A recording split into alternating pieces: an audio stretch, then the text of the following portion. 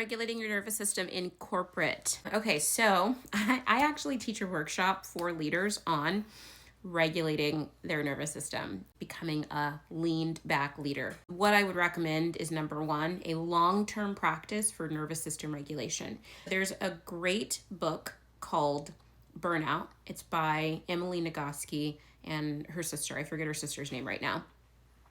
In that book, it talks about our stress responses. It gives a really amazing practical tips for processing stress.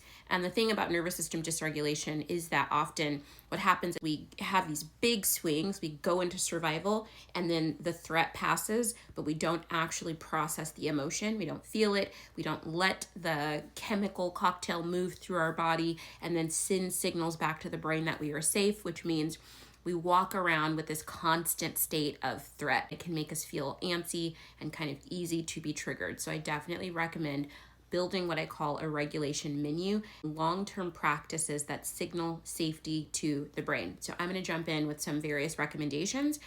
You can eat the meat and spit out the bones, as we say. So first things first, I like EFT, Emotional Freedom Technique. I'm not going to go into the details for this video. I'm trying to keep this under 3 minutes.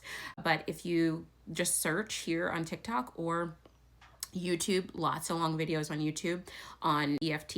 And that's tapping your meridian points and affirming various things, moving through various blockages and things like that.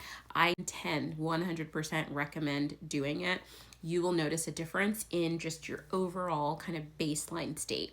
There are other things that you can do that are more in the moment, tools for regulation. So one of those things is going to be what I call a butterfly hug. And that is where you hug yourself and you tap on one arm, one bicep and then the other, one bicep and then the other, one bicep and then the other.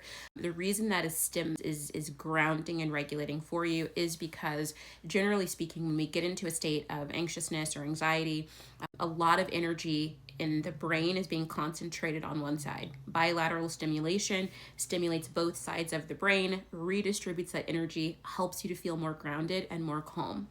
The other two that I'm going to recommend would be boxed breathing.